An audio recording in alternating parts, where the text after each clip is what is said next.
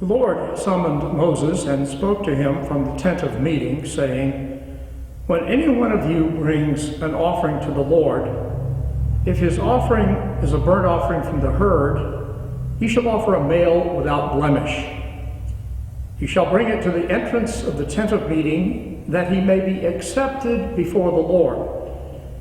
He shall lay his hand on the head of the burnt offering, and it shall be accepted for him to make atonement for him.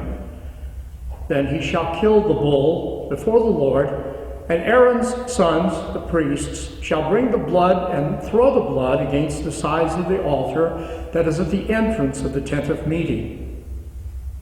Then he shall flay the burnt offering and cut it into pieces, and the sons of Aaron the priest shall put fire on the altar and arrange wood on the fire. And Aaron's sons, the priests, shall arrange the pieces, the head and the fat, on the wood that is on the fire on the altar. But its entrails and its legs he shall wash with water. And the priest shall burn all of it on the altar, a burnt offering, a food offering, with a pleasing aroma to the Lord."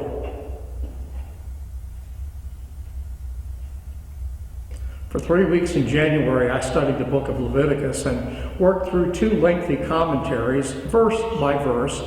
The first 7 chapters are much like what I just read. In the last 17 are a slew of laws that you probably never heard of, and most don't apply to Christians. But why study something so useless and obscure? Well, because we want to read the Bible like an Israelite. They wrote it, and we need to understand what it meant to them before we can determine what it might mean for us. The 3rd verse tells you what the burnt offering was about. He shall bring the offering to the tent of meeting, so that he may be accepted before the Lord. The burnt offering was designed to initiate contact with God, which the Israelites viewed as a dangerous thing. Joe Israelite wants to spend a little time with God, maybe offer a prayer or have the priest pray for him.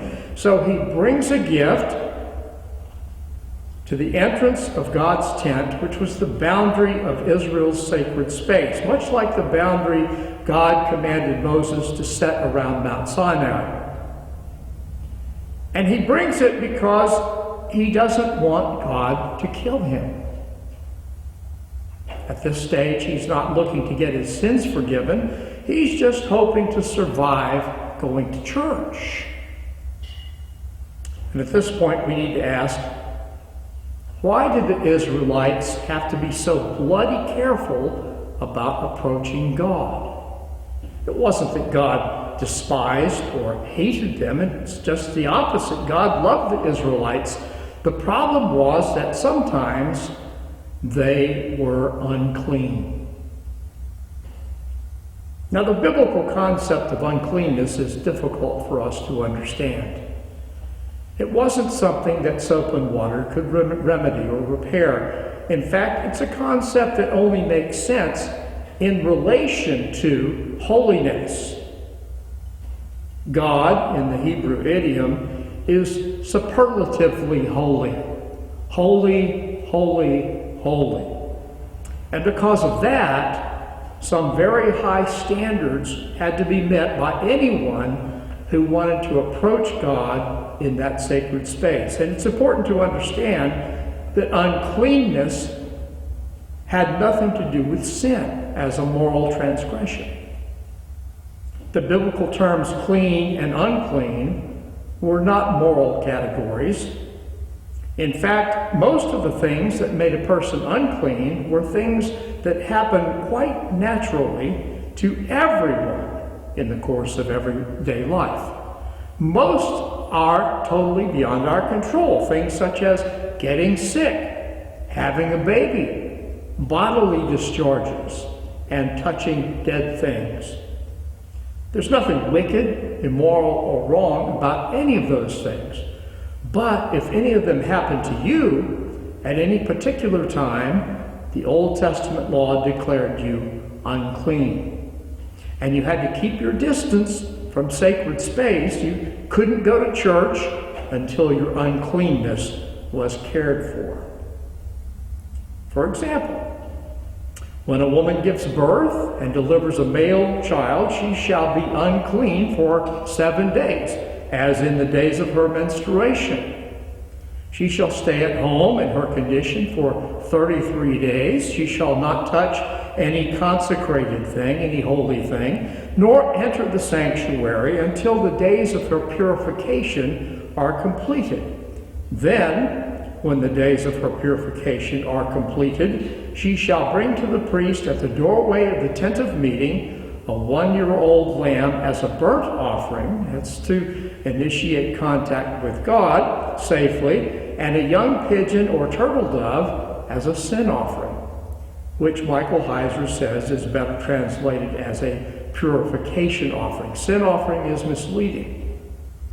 Then he shall offer it before the Lord and make atonement for her, and she shall be cleansed from the flow of her blood. But if she cannot afford a lamb, like Mary after Jesus was born, then she shall take 2 turtle doves or 2 young doves, the one as a burnt offering and the other as a purification offering, and the priest shall make atonement for her, and she will be clean.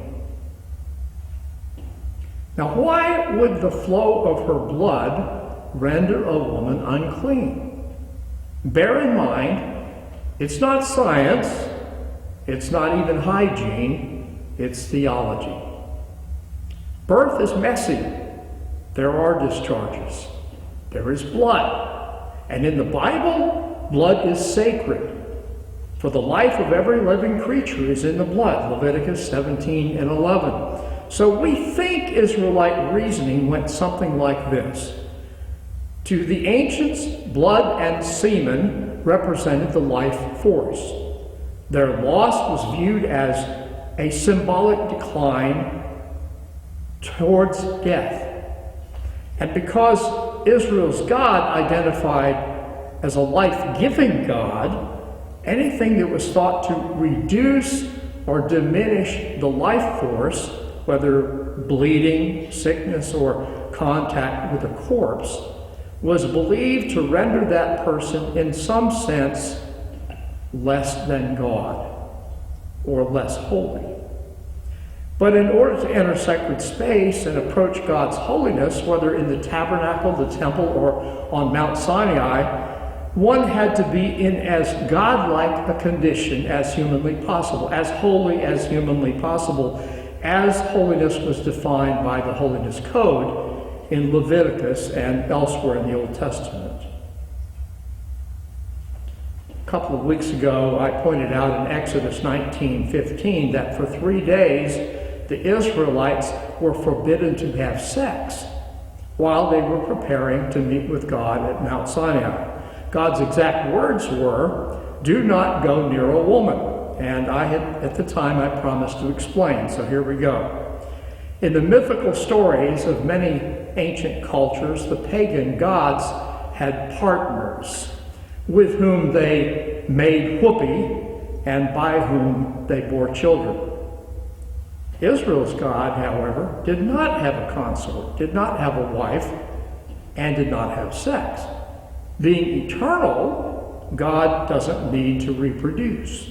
So by analogy, in order to approach God in sacred space, one has to leave the sexual realm for that period of time.